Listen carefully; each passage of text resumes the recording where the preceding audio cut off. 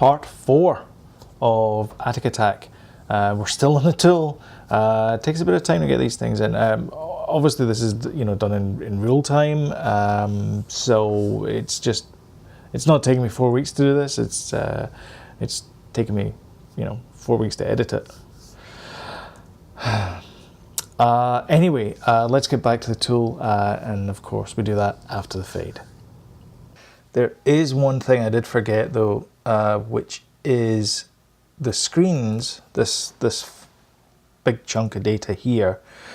This actually records not only the attributes, in other words the color of the room itself, but also the screen type. So we need to actually add that to our source control, our source code here. So our screen is going to have public int screen shape as well.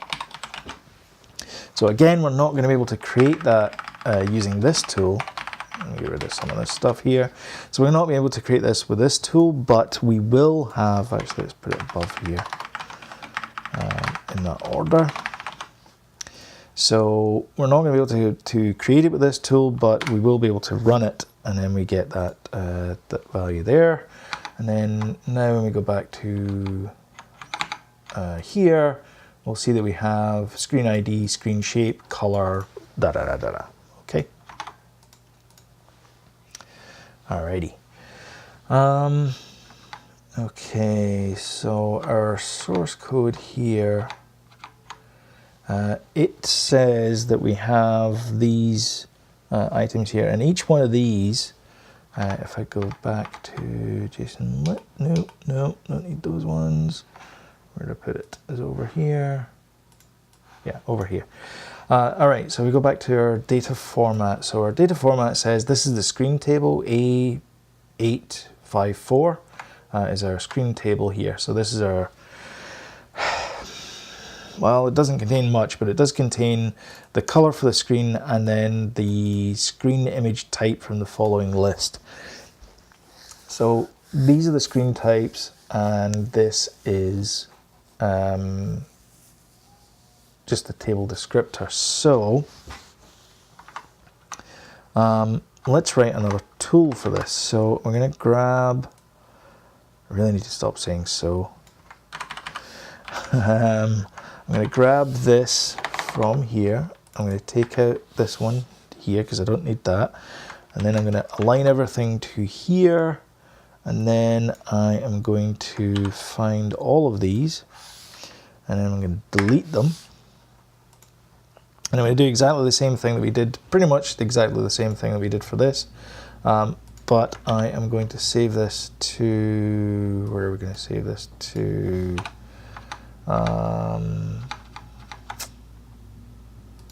Object data creator.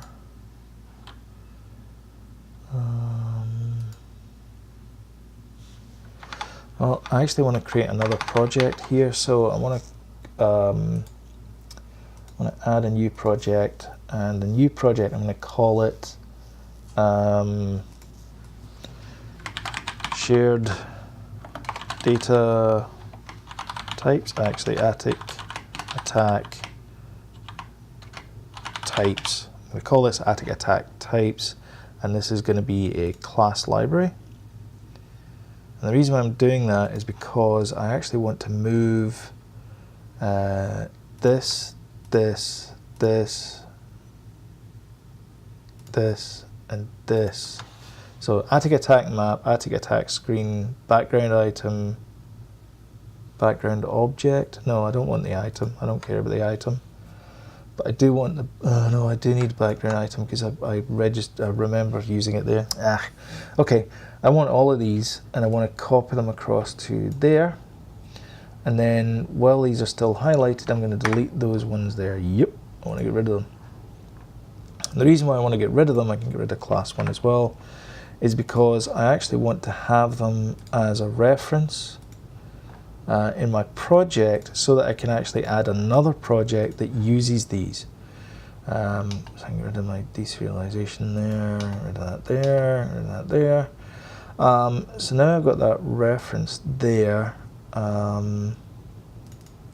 So I should still have background creator, and then everything else should just work. So if I run this, yeah, everything just works. But what I want to do is, this is namespace object data creator. I still want to have a different, I mean, I guess I really should have a different namespace. Okay, let's go and change them. Let's change it to Atic Atac types. So I need to do this for all of these because they don't exist in there. Object data creator is part of another project, and you should have different namespaces for each of these. Don't need that there. Background object. I don't need that there. So we're just kind of tidying up in this first little bit here before we start doing anything else. And then inside background items creator, you'll see that everything's gone red squiggly, and all we need to do is just do using, and then we're done. Everything goes back to normal, everything works, and we can prove it, we can compile it, we can run it, and we get our code up, we get our data file updated. The reason I want to do that is because I actually want to create a new project, an actual new project this time for a console application, and I want to call this map shape colorizer. Where did you get those wonderful names? And I don't want that inside tools. Sorry, I want it inside tools. I don't want it inside that other project there. So there's map shape colorizer. So I want to do that. So that now gives me this one here, and I want to set this as my default project. So this is my startup project is this one here. And I also want to add Atic Atac data types to this project because I want to use those data types in there because I'm going to load in the JSON file. And I also want to, for this one, I also want to add, where's NuGet again? I quite like this NuGet actually. Manage resolution. And I want to, so you see that it's got these objects here. I want to add this for my map colorizer. So I want to install it for that one. And you'll see that we now have Newtonsoft as part of the map colorizer. Sweet. Okay, so now I want to say, I want to load in that JSON file, but I also want to load in the other data file as well, the one that we're working on here as well. So I'm going to save that to this location here, which is in here. And I'm going to call this roomshapes.txt for lack of a better name, roomshapes.txt. And we're going to have to watch out because the last line there only has 6 bytes. But we'll come to that in just a sec. Okay, so if args.length is not equal to 2, console.writeLine, and then we say usage, and then we do a new line again. And then it's going to be whatever the executable is called, which is map shape colorizer. Should have chosen a shorter name. And then this is going to be shapefile, and then this is going to be Atic Atac map file. And then this is going to create a new copy of the map file, which is going to be pardon me, reformatted with the data, with the shape data and all that kind of stuff. So. Okay, and then else string shapefile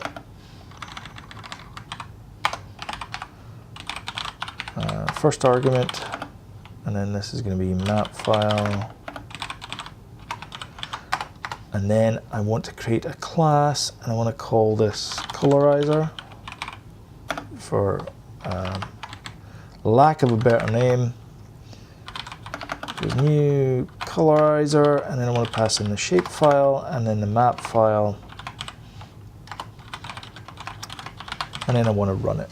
So it's kind of the same interface as before. We've got parameters, and then we pass it off to our run. And again, I want to create a new class, and then I want to create a constructor for that, and I want to create a new method for that. And then that is my main program done. All right, so my main program is done. So now I go to Colorizer, and I can get rid of these privates. And this is, just make this public. Okay, now what I want to run is I want to get the Atic Atac map.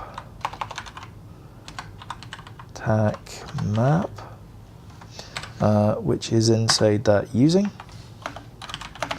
And then that is going to be, how do we use JSON again?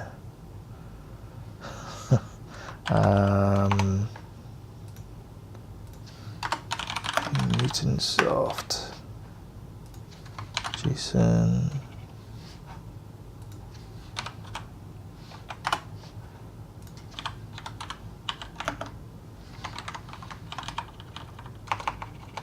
JSON. Deserialize. Oh, I have such short-term memory.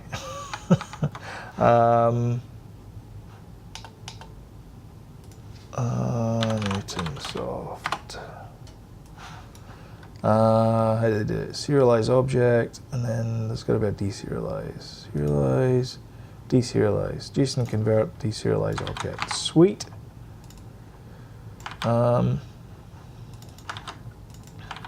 And then where am I getting my JSON file from? String JSON equals file dot read all text, and then we pass in the shape file. No, we don't. We pass in the map file.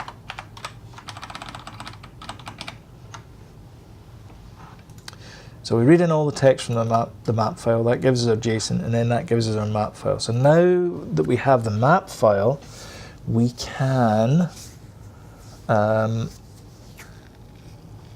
we have access to the map file. So now what we can do is we can, I guess, probably create a dictionary from the map. Would that be easier or more cumbersome? I guess not. I mean, they're going to be referenced to objects anyway. Let's just hope there's no duplicates in there. Okay, so if I do dictionary, and then I want to have that as an integer, so that's going to be our screen ID, and then this is going to be our screen. So I create my new screens there, and then what I do is for each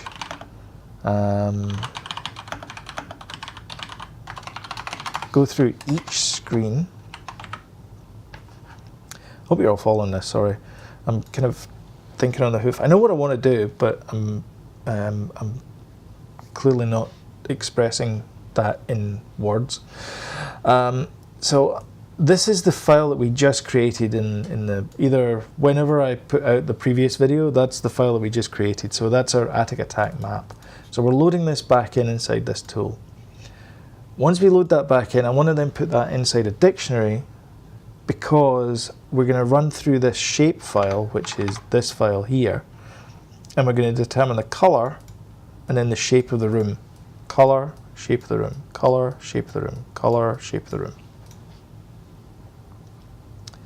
And that is then going to, I think we only need the sort of low order byte of the room.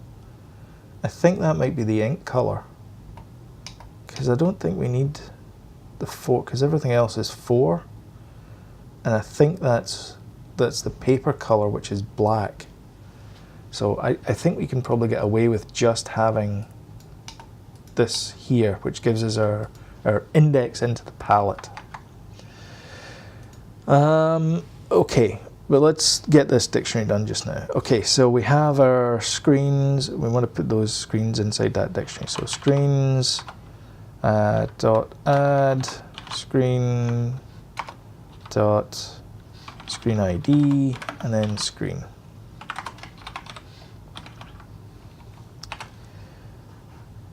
So what I'm hoping is this doesn't crash because that would be bad. Okay, so the command line arguments, the first one is the shape, which is this one here, which is colorizers, and this is room shape. Room shape. Okay, and then the second one is actually inside here, which is our debug, which is our Atic Atac map. So this is our map.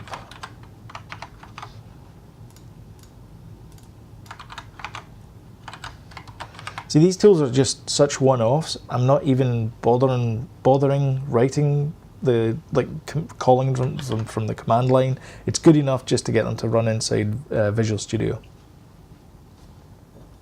I take a drink now.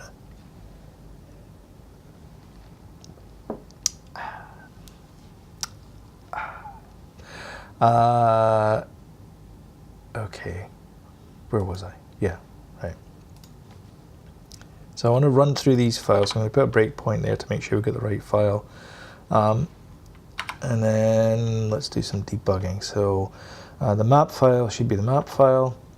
So if I press F10 just now, we should get a map structure back. Well, that's not good. Null reference item is null. Oh, do you know why? Because we haven't allowed for a we need a public background object. It doesn't have a default constructor. I think that's the problem anyway. Do any of these other ones have any problem with that? Just that one? Nope, need that one as well. No, we don't, because we're not using that one. That one's fine. That one's fine. Okay, so I'm wondering actually how it copes with the lists. Does it create those lists, or do I have to create a constructor that creates those list fields? I will find out. No, it handles it with great aplomb. So we have 149 screens. Does that sound right? 149 screens? Did we have 149 screens? Well, let's find out. Let's go back and set this as our startup project. And then we go down to here, and then we press F5. So map is 149 screens. So I guess it's 149 screens. Who knew? Okay, what did we count that as? I counted it as 140. Oh, sorry, these are the objects. No, these are the screens. These are the screens, because it's 149. Because they're set out as the objects. Okay, right. So let's close that one there. All right, so we have our map file. It has the right number of files in there. We got map, which is 149. So this is our first screen, so it's got 12 objects in it. The second screen's got 4 objects. That's got 5. That's got 8, so on. Now we're going to bring all of these into our dictionary, and hopefully there's no duplicates. This is the bit that I'm worried about, is that the screens have duplicate IDs. They don't. Yes. Oh, thank God for that. Okay, so now all our screens are mapped to these IDs, which is perfect, because now all we need to do is, when we run through the bytes in the sort of 2 byte configurations, the first byte's the color, second byte's the screen number, the screen shape, we just need to match up the index that they're at with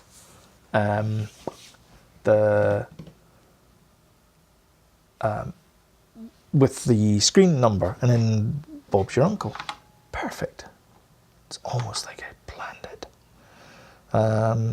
Okay, so we have 1, 2, 3, 4, 5, 6, 7, 8.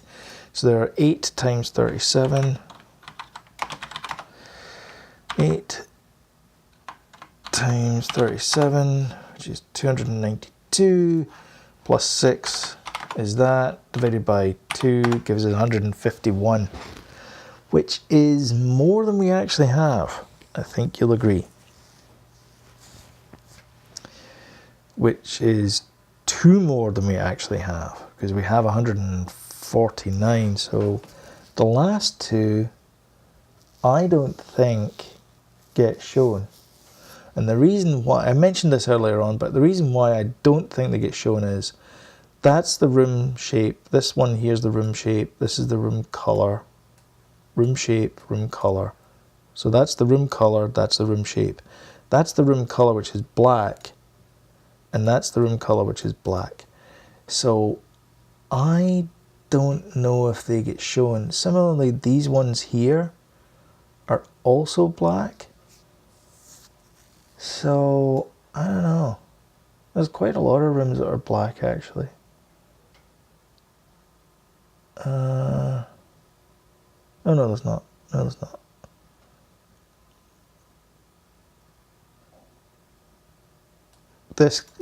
This column here would indicate this is a black room. This one here would indicate a black room. This one here and this one here. So the ones that appear here aren't black rooms. It's just this one here, this one here. Anything else? Nope, that's it. Okay, I think we're good. I think we're okay. So I think we can ignore the last 2 rooms. Right, so we just need to put that in there. Okay, so we know it's 149. So let's just cheat. Let's just make it 149. Why not? Okay. So we're going to bring each of these lines in, convert them across, and do everything. So I'm going to borrow code from the other one. So where are we? So we have these. So this is our code from earlier on. Right. So we don't need that. This is from our shapefile.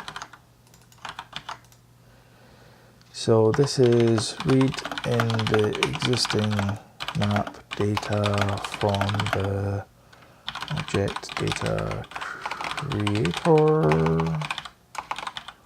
tool. Create a dictionary to make things a little smoother. And then I think what I'm going to do is I'm actually going to have a memory stream using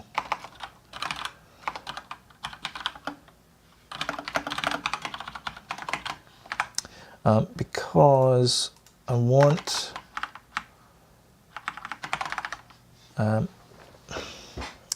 I want to use that for loop. I think I want to use that for loop to go through things and set those values. So yeah, okay, let's do it that way. All right. So for each of these, I'm converting that. So that gives me my items, and then I want to say ms.write bytes. Can I write bytes? I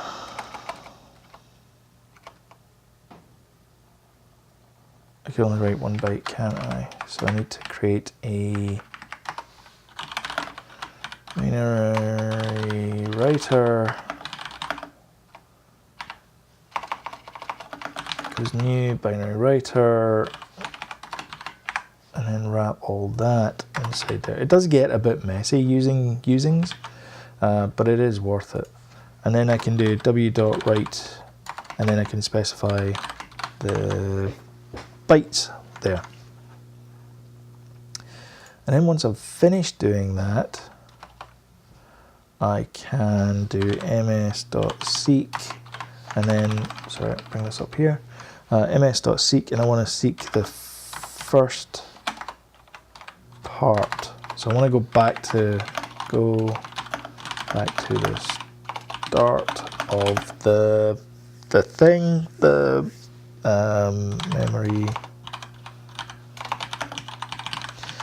memory stream.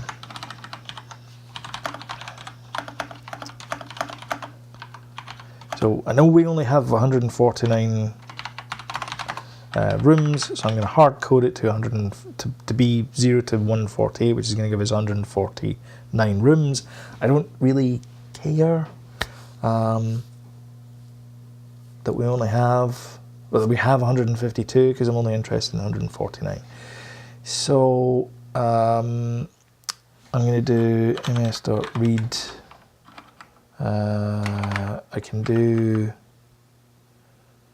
what can I do here? I can do, using binary reader, actually I can just read them out, byte, and then this is going to be color equals, ms.read byte,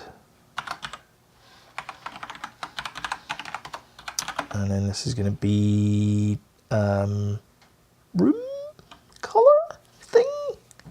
It's going to be shape.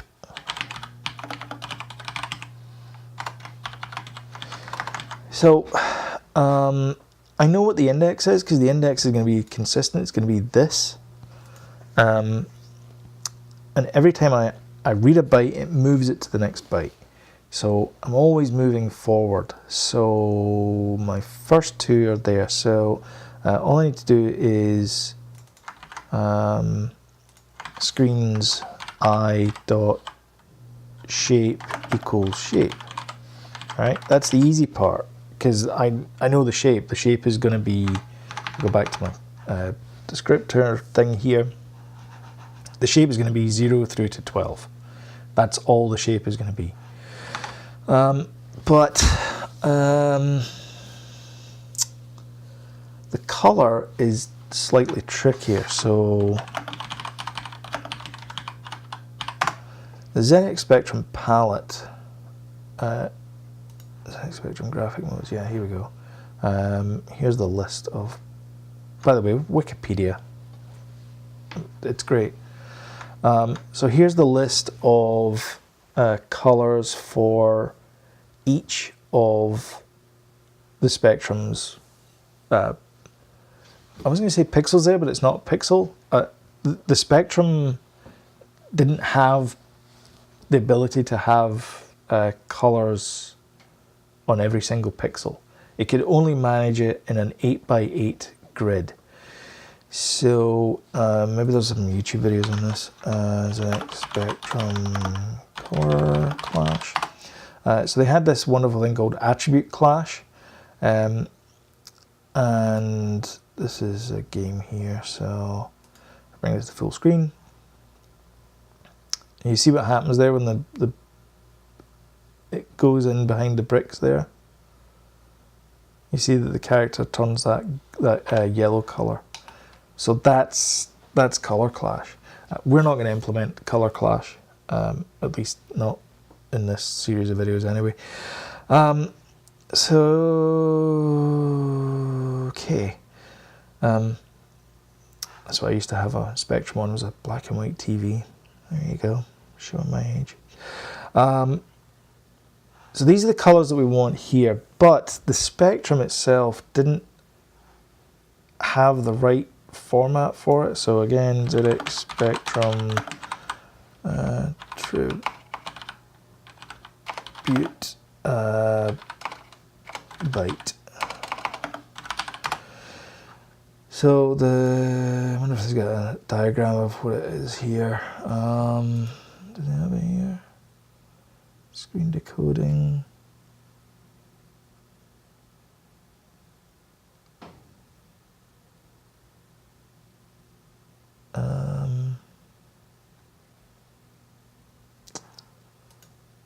that's right.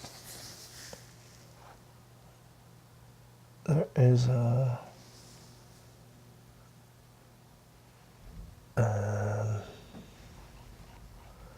there's a way. I don't know where it is. This one here, attribute byte.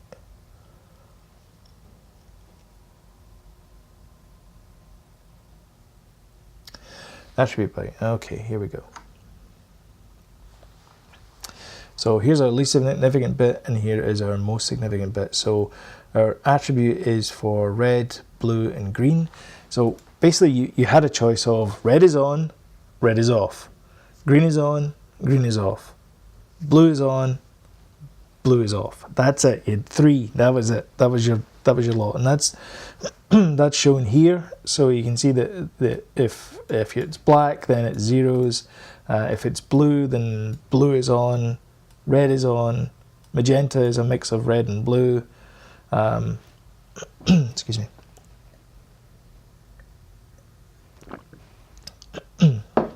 Cyan is green and blue, and yellow is all red and all green. There was no nuance in there. So our paper color here. Well, our paper color is irrelevant, and we also have, sorry, bright and flash, which we're not going to use. So the low order byte we're only interested in is the ink value there, which is the 3 bits at the bottom there. Okay. Those 3 bits at the bottom are going to give us a value, and that value is going to be well, basically it's going to be 0, 1. You see that the binary value is basically the color, component. So we've got blue, red, and green. So that's the blue component, that's the red component, and that's the green component. And you see we've got blue, red, and green there. So we're only interested in those 3 colors there, and that there makes up 1, 2, 4, so that is 7. So we're only interested in the first 3 bits of that number. So, okay, I'm going to do color equals color and 7. Because we only want those 3 bits, and the 3-bit pattern that makes up that is this, which is 111, and 111 in binary is 7. So that's what we want. We want to AND it with 7, so we only ever end up with that color there. And then what we can do is we can then say whatever that value is, we can then determine what color that we're going to give our. It's going to be an index into here. So we're just going to use this using a switch statement. Case color switch color, and then it's going to be case 0 break. Well, there's only 8, so it's not too bad. 1, 2, 3, 4, 5, 6, 7. I'm missing 1. 2, 3, 4, 5, 7. So there's our 7 colors, and those 7 colors are going to be represented by screens I dot color equals new room color, and then we're going to pass in 0, 0, 0 for that one, and then for 7 we're going to pass in well, it's not going to be quite bright, it's going to be 80%. Well, what do they say it is? 80% brightness, so that's going to be D7. The hell is D7 when it's at home? Do I have a calculator open? I do. I've got 2 calculators open. Programmer. D7. Let's try that in hex. D7. which is 215 in decimal, which is 215 in decimal, 0.84. Okay, so yeah, 0.85. Okay, so 0.85, we're going to make that for each of those attributes there. And we could find a fancier way of doing it, but let's just do it this way. Okay, so for 1, that is all blue, so that's 0.85. And then for 2, that is all red.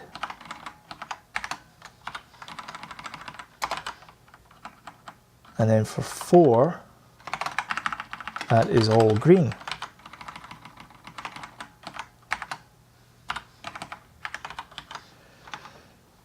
So if I look at 4 here, so 4 is that, so that's all green, all 7 is white, nothing is black, red is 2, and blue is 1. So magenta is 3. So magenta is 3, so that is 0.85. And cyan is green and blue. Oops.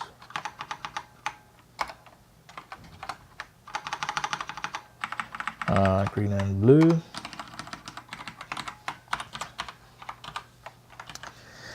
And 6 is red and green.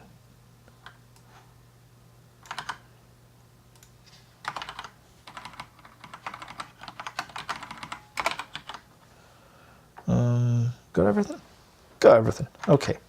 So that's all the things we need there, but we do need a room color, so we're going to have public room color, just a blank one. Room color, float red,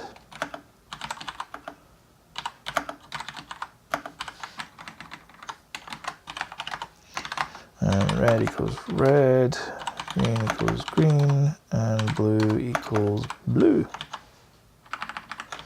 Okay. So that's our blue, that's red. Let me have that one there. All right. Okay, so everything is done. And then we want to write that out. So we have our list here. We then want to take our map here. Follow the lines down. And then we want to say string out JSON equals JSON convert serialize object map, and then we want to do file dot write all text, and then we want to write that out to complete map.txt, and the contents will be out JSON. All right, so we've done all of this. We have no game to show for it, but we do have a map, and that map is now complete. So we have the shape description for the room, and we have the color of the room, and we should be good to go. Okay, so if I run this, we should end up with an index out of range. That's good. And the reason why we have an index out of range is because, we should have done line dot length, because remember I mentioned this, that we only have 6 bytes at the bottom here. Well, we should have taken that into consideration. So yeah, item. So from here, what we want to do is we also want to make that raw bytes dot length. And that's going to be raw bytes dot length as well, because our raw bytes are going to be the number of bytes that we are going to convert. And then we need to dynamically allocate the number of bytes there. And then when we get to write the item out, we don't overshoot and have too many like 0 bytes at the end of it. Not that it really matters, but I mean, let's imagine we had a situation where it was, you know, 4 bytes in one line, 6 bytes in another line, and so on. We'd end up with zeros in there, and we don't want that. So just to sort of mitigate that, we try and, I mean, these are throwaway tools, but still we would want to try and make it look like we're doing the right thing. Okay, so after all of that, we run this. I disposed it. Did I go too far? I think maybe I went too far. Oh, I did. So there's the binary writer there. So I want to have this all after the binary writer. Because what's happening is when you dispose one of the, if you dispose an object that uses the memory stream, like a binary writer, then it just kills the original stream that it belonged to, or that it writes to. So that should be us. I'm going to put a breakpoint here. We should be able to hit it. Oh, there we go. There's our output. And then we write it out to there. So now, if I go to here, bin debug, complete map.txt, we now have these values here. So now we have red, green, and blue. So these are changing colors. This is excellent. Sorry, this is doing most people's eyesight no good. So if we go back to here, and then we do some lint, and we do the validation here. So yeah, so there's our first screen, which is red. Screen ID is red and blue, so it's magenta. Let's pick another one. There's a screen ID there, which is red and green, which is yellow. So yeah, that looks like it's working. Awesome. Once again, thank you very much for watching. I hope you enjoyed this video, and as usual, you know, leave a comment below, thumb up if you like, down if you didn't. I very much appreciate your time for stopping by, and hopefully next time we'll at least have the tool finished, and we'll actually start moving on to the gameplay. So until then, thank you very much for watching. Bye.